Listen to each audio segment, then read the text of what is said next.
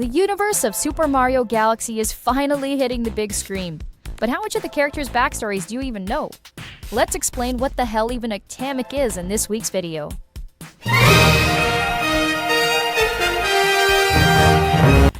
Super Mario Galaxy isn't just a platformer.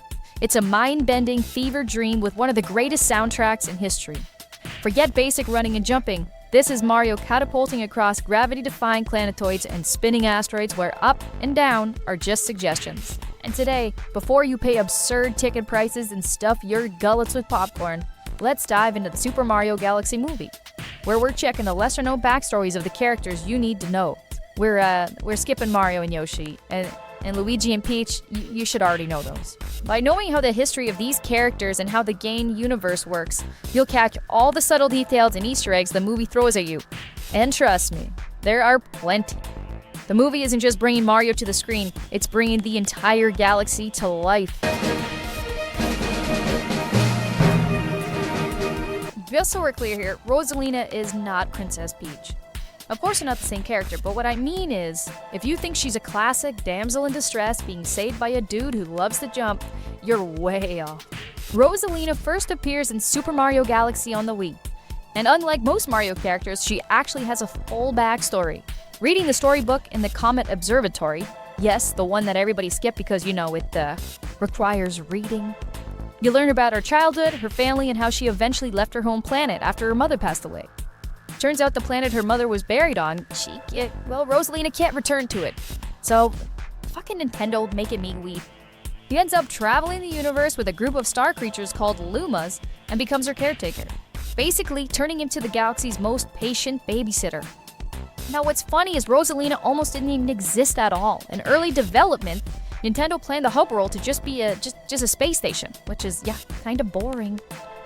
Then, they created Rosalina with a crazy backstory, redesigned everything around her, and suddenly we got a Comet Observatory with one of the most iconic areas in the entire game. And fun fact, early concept art actually gave Rosalina a crown, making her look a lot more like Princess Peach. Nintendo scrapped the idea, however, because they felt she'd be more mysterious and cosmic instead of just another royal in a dress with emotional baggage. Nintendo eventually removed the crown and gave her the silver star brooch and flowing hair. Designers also made her much taller than Mario to emphasize that she's not your typical character from the Mushroom Kingdom. So while Mario is out there saving princesses and Bowser's committing intergalactic property crimes, Rosalina is basically running a daycare while casually overseeing the balance of the universe. No pressure. If you're into this kind of deep dive into the cosmic chaos of Mario, hit that like button and subscribe. We're doing videos every week and we're digging into the technical nightmares and insane secrets of your consoles you haven't thought about in a decade. Or decades, for that matter. So stick around, your starbits and your sanity will thank you.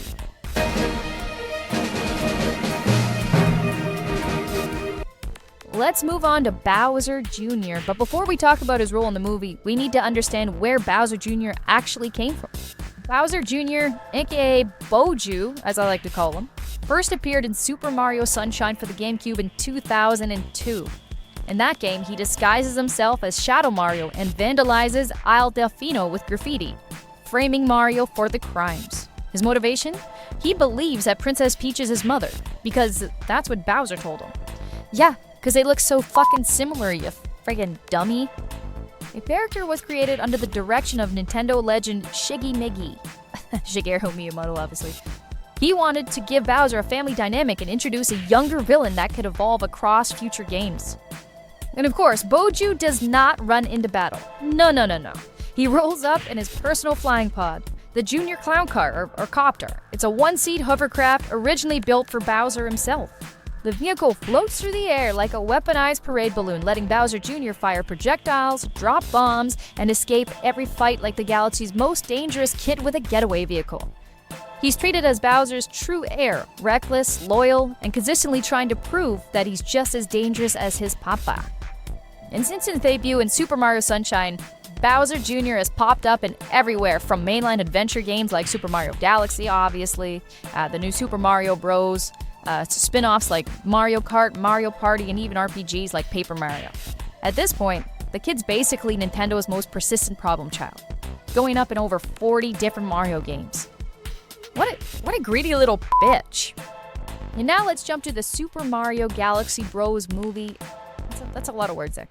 In this version of the story, Bowser Jr. isn't just a side character. No. He's the driving force behind the entire plot. With Bowser defeated and captured, Jr. launches his own mission to rescue his father and restore the Koopa Empire. And honestly, that might be the most dangerous version of Bowser Jr. yet that we've seen. But he's such a cutie pie.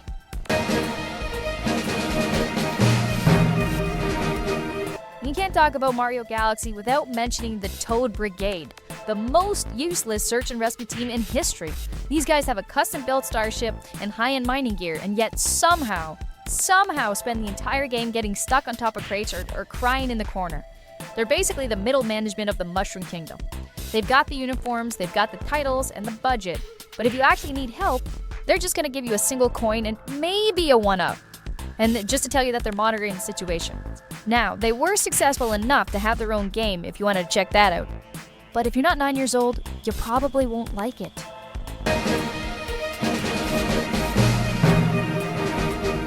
Now we can talk about one of the most underrated characters in the entire Mario universe. It's Kamek.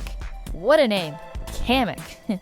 He first appeared in Super Mario World 2, Yoshi's Island, back in 1995. And technically, he's been causing problems for Mario ever since the very beginning of that timeline.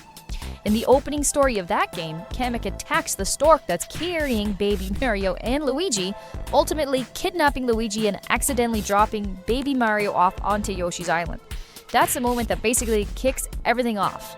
Now, throughout the entire game, Kamek constantly interferes with Yoshi's progress, using magic to power up enemies, summon bosses, and generally just making life miserable for anyone trying to help the Mario Brothers reunite.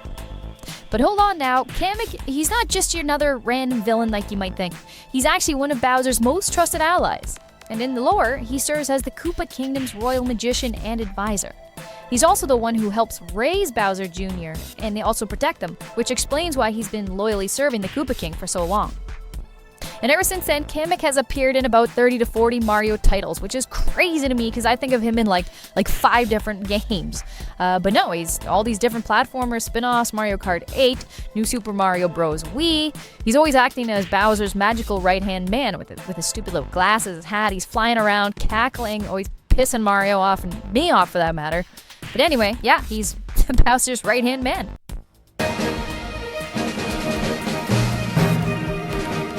Now this next one is going to be wild, and yes, it is fan theory, but it's something that me, as a fan, I've known this for a few years now, so let's just roll with it. It's probably something new that you may not know. So, if you watch the Mario Galaxy movie trailer where Bowser's in that little dollhouse thing at the beginning, you'll notice a painting where Mario is a skeleton. Clearly, it makes sense to the untrained nerd that Bowser's gonna hate Mario and he's gonna want revenge, so he's gonna portray his death, his murder, he's a skeleton, of course. However, even though it's brief, that painting is more than meets the eye. In the Super Mario Galaxy game, data miners discovered something super weird buried in the game files. Animations labeled as Bone Break Start, Bone Break Wait, and Bone Break End were attached right to the Mario character himself. No one actually saw this in the game, and Nintendo never really used it, but if you can imagine it, a long-running theory is that Mario could literally turn into a skeleton, a bone power-up.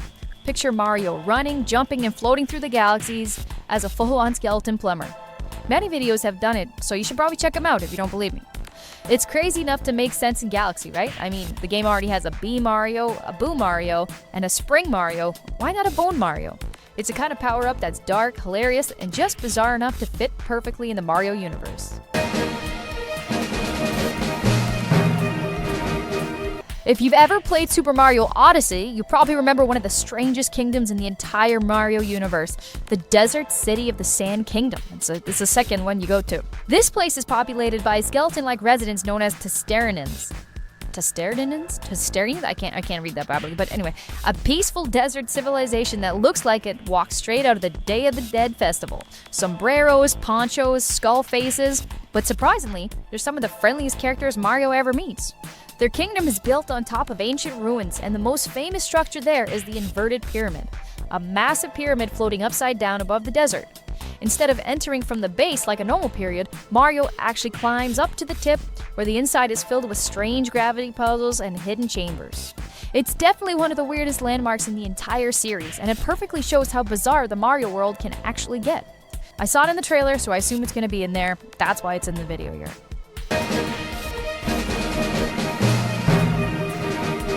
There's your crash course on the lesser-known characters of the film. Well, we don't know if they're going to be in the film, but they're in the game, so which maybe. We'll figure that one out in a couple weeks here. But you know more about the cosmic trauma and sentient fuel sources than 99% of the people who will be sitting there in the theater. From Rosalina's baggage to the fact that the Toad Brigade is essentially the space-funded tax shelter, you're officially overqualified. I've said it before and I'll say it again. Hit the like and subscribe button. We do these videos every week. Mario Galaxy is obviously the hot topic, so we're hitting with that. Drop a comment as well. Let me know what Galaxy character you want to see the most in the movie that was from the game. You know what? I actually wouldn't mind seeing the bee suit as well. I know it's again out of character, but it's a sweet power-up. First came out in Mario Galaxy, obviously. Anyway, I'm Rylee. Stay nerdy, stay curious. Thanks for watching.